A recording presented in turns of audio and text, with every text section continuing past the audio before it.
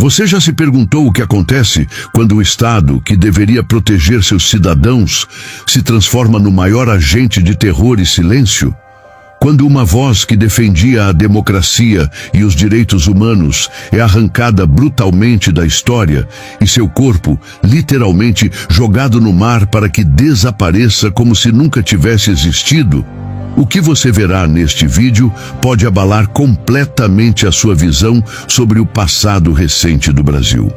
Rubens Beirott Paiva era um engenheiro civil, nascido em Santos em 1929, que teve uma carreira promissora e logo ingressou na política. Em 1962, foi eleito deputado federal pelo PTB, com uma atuação corajosa e incisiva. Participou de uma CPI que expôs instituições financiadas para espalhar o medo da ameaça comunista no Brasil. Em abril de 1964, poucos dias antes do golpe, fez um discurso fervoroso na Rádio Nacional, conclamando os brasileiros à defesa da legalidade. Meus patrícios, me dirijo especialmente a todos os trabalhadores, a todos os estudantes e a todo o povo de São Paulo, tão infelicitado por este governo fascista e golpista que neste momento vem traindo seu mandato e se pondo ao lado das forças da reação. Desejo conclamar todos os trabalhadores de São Paulo, todos os trabalhadores portuários e metalúrgicos da Baixada Santista, de Santos, da capital e das cidades industriais de São Paulo em especial. Todos os universitários que se unam em torno dos seus órgãos representativos, obedecendo à palavra de ordem do Comando Geral dos Trabalhadores, do Fórum Sindical de Debates, dos sindicatos, da União Nacional dos Estudantes, das uniões estaduais e dos grêmios estudantis, para que todos, em greve geral, deem a sua solidariedade integral à legalidade que ora representa o presidente João Goulart. Mas quando os militares tomaram o poder, o preço foi alto. Em apenas 10 dias, seu mandato foi cassado pelo ato institucional número 1. E como tantos outros que ousaram enfrentar o regime, foi obrigado a se exilar. Passou por países como Iugoslávia e França. Por 9 meses ficou fora, até que, num gesto de coragem ou loucura, desceu de um avião durante escala no Rio de Janeiro, dizendo: "Entrei no Brasil, estou no Brasil, vou ficar no Brasil." O retorno não significava submissão. Mesmo sem cargo político, Rubens Paiva continuava ajudando perseguidos, mantendo contato com exilados e denunciando os abusos do regime. Trabalhava como engenheiro, cuidava de suas empresas, mas jamais se afastou da política.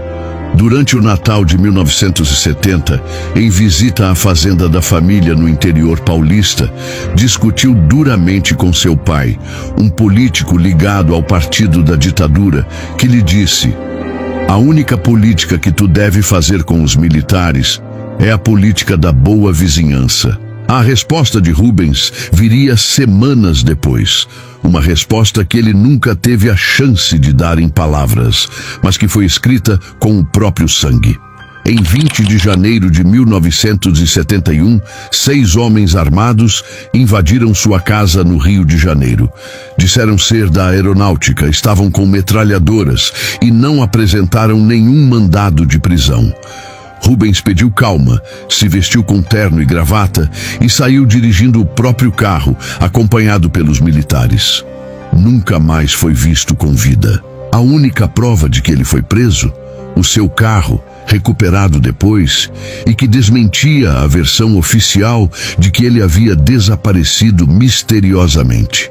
A partir daí, começa um dos capítulos mais sombrios da repressão militar no Brasil. Levado inicialmente ao quartel da 3ª Zona Aérea, foi acareado com 2 mulheres que retornavam do Chile e estavam presas. Durante essa sessão, uma das mulheres passou mal. Rubens tentou ajudá-la. Foi o suficiente para um oficial o agredir brutalmente, e quando ele reagiu com um palavrão, iniciou-se uma sessão de espancamento que o deixou estirado no chão. No mesmo dia, sua esposa Eunice e a filha Eliana, de apenas 15 anos, também foram detidas. Eliana foi libertada no dia seguinte e largada sozinha em uma praça. Eunice ficou 12 dias incomunicável. Rubens, por sua vez, foi transferido para o DOI-CODE, onde teria sido submetido a novas sessões de tortura. Chegou ao local consciente, mesmo reclamando de dificuldades para respirar. À noite, foi ouvido pedindo água. De madrugada, o médico da unidade encontrou o nu, espancado, com sinais de hemorragia interna. Pediu que o levassem ao hospital. O major recusou. Horas depois, Rubens Paiva estava morto, mas o horror estava longe de acabar.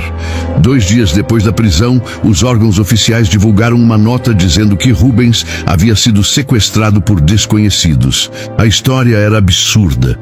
Diziam que ele havia escapado de um Fusca durante um tiroteio e sumido.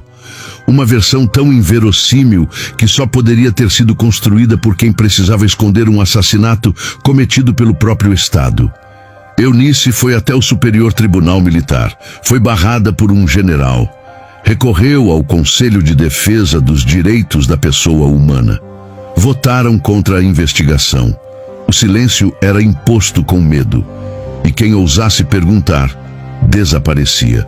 Mas o mais estarrecedor ainda estava por vir. Durante décadas, o destino de Rubens Paiva permaneceu envolto em silêncio, mentira e medo. A versão oficial era tão grotesca quanto a própria realidade do regime. Um deputado federal sequestrado por supostos desconhecidos em plena capital, depois de estar sob custódia militar. Mas a verdade, cuidadosamente enterrada sob camadas de farsa, tortura e cinismo, começava lentamente a emergir. Em 2014, mais de 40 anos depois do desaparecimento, a Comissão Nacional da Verdade desmascarou a farsa que havia sustentado a mentira oficial por décadas. O major Raimundo Ronaldo Campos, um dos envolvidos no caso, revelou que tudo havia sido meticulosamente planejado. A versão do sequestro, o incêndio do Fusca supostamente usado no resgate, os tiros disparados para simular confronto, tudo não passava de uma encenação mórbida montada pelos próprios militares para encobrir o crime. Os detalhes que vieram à tona nos depoimentos são de arrepiar. O médico Amilcar Lobo, ao ser chamado à cela, encontrou o ex-deputado nu, deitado no chão, com o corpo coberto de hematomas e sangramentos internos evidentes. Era uma cena dantesca. O médico, ao perceber a gravidade, recomendou o hospital. O major que o acompanhava recusou. Rubens agonizou. Rubens morreu. Rubens foi apagado. Mas o Estado não parou por aí. Logo após a morte, o corpo foi enterrado às pressas em local ermo do Alto da Boa Vista. Mas o medo de que obras no local revelassem o cadáver fez com que 2 anos depois, os próprios militares cavassem o corpo de volta.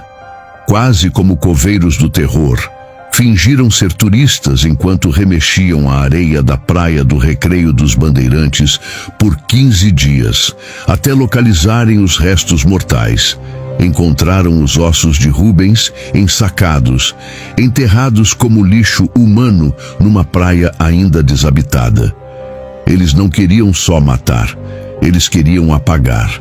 O corpo foi levado ao Yacht Clube do Rio de Janeiro.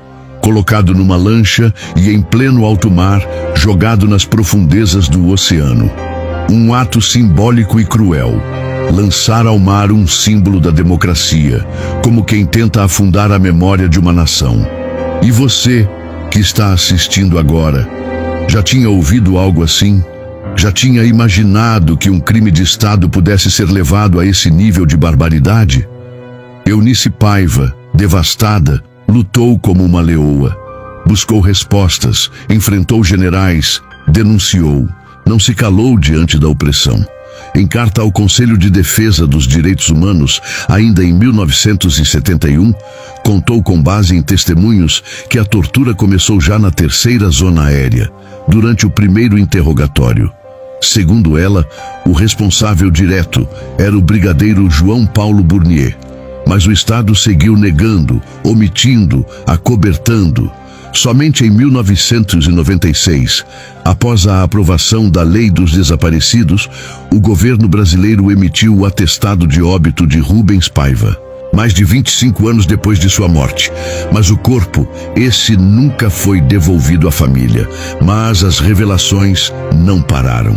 Em 2014, a Comissão Nacional da Verdade apontou com precisão: o assassinato foi cometido nas dependências do DOI-CODE do 1º Exército, na Tijuca, zona norte do Rio. O autor, o ex-tenente do Exército Antônio Fernando Ruges de Carvalho, condecorado com a Medalha do Pacificador, isso mesmo, pacificador, no mesmo ano em que assassinou brutalmente Rubens Paiva. Em depoimento anônimo, militares que participaram da operação detalharam a última viagem do corpo, da areia da praia ao fundo do oceano. Entre eles, nomes que mais tarde apareceriam também em outras atrocidades da ditadura, como o capitão Paulo Malhães, envolvido nas operações da Casa da Morte, em Petrópolis. Mesmo negando ter participado pessoalmente, seu nome está atrelado a uma das maiores aberrações da história política do Brasil. Mas mesmo com todas essas revelações, a responsabilização nunca veio como deveria. Em 2014, o Ministério Público Federal denunciou 5 militares reformados por homicídio triplamente qualificado: ocultação de cadáver, associação criminosa e fraude processual. A Justiça aceitou a denúncia. Os nomes dos envolvidos estavam finalmente sendo levados ao banco dos réus. Mas a esperança durou pouco. Em última instância, o então ministro do STF, Teori Zavascki, suspendeu o processo com base na lei da anistia, que impedia a punição. Ainda assim, determinou que as testemunhas fossem ouvidas, dado o estado de saúde avançado dos acusados. O crime de ocultação de cadáver, no entanto, levantou uma nova controvérsia. Seria um crime permanente ou teria prescrito? Em 2020, o Superior Tribunal de Justiça trancou o processo. A justificativa? Que o crime era instantâneo de efeitos permanentes. A tradução disso? Mesmo com um corpo desaparecido, o crime não poderia mais ser julgado. Hoje, mais de 50 anos após aquele janeiro sangrento de 1971, o caso de Rubens Paiva continua como uma ferida aberta na história brasileira.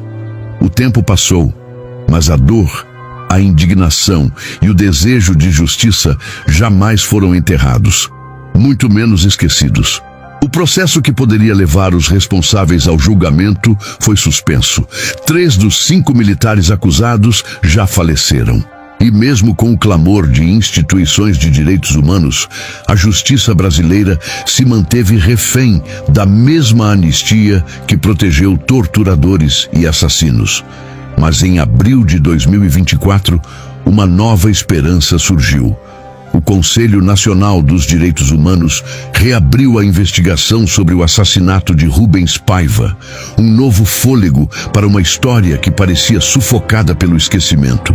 Essa decisão, aprovada por 6 votos e uma abstenção, representa não apenas a tentativa de justiça por um único homem, mas o desejo de todo um país de encarar seu passado sem máscaras, sem hipocrisia. O mesmo conselho que, em 1971, havia barrado a investigação com o voto de Minerva do ministro da Justiça, agora tenta corrigir o erro histórico, como se dissesse, finalmente, chega de silêncio. Hoje Rubens dá nome a um terminal de passageiros em Santos, a uma estação do metrô no Rio de Janeiro, a um auditório em São Paulo, a uma comissão da verdade na Assembleia Legislativa. Um busto seu foi erguido na frente do DOI-CODE, onde foi torturado até a morte. Em 2015, Marcelo Rubens Paiva, filho de Rubens, lançou o livro Ainda Estou Aqui. Um relato profundo e devastador sobre o desaparecimento do pai e as cicatrizes deixadas na família. Em 2024, o livro foi adaptado para o cinema por Walter Salles e estrelado por Fernanda Torres e Selton Mello. A obra emocionou o mundo. Em 2025, Ainda Estou Aqui fez história. Venceu o Oscar de melhor filme internacional, o primeiro da história do Brasil, e foi indicado a outras categorias, incluindo melhor filme e melhor atriz. Se você chegou até aqui, inscreva-se agora no seu like. Compartilhe este vídeo com o maior número de pessoas. Essa história precisa ser conhecida. Essa verdade precisa ser dita, porque só quem conhece o passado tem o poder de impedir que ele volte a se repetir. Rubens Paiva ainda está aqui, no nome de seus netos, nos olhos de seus filhos, na coragem de sua esposa e agora na sua consciência. E você vai se calar?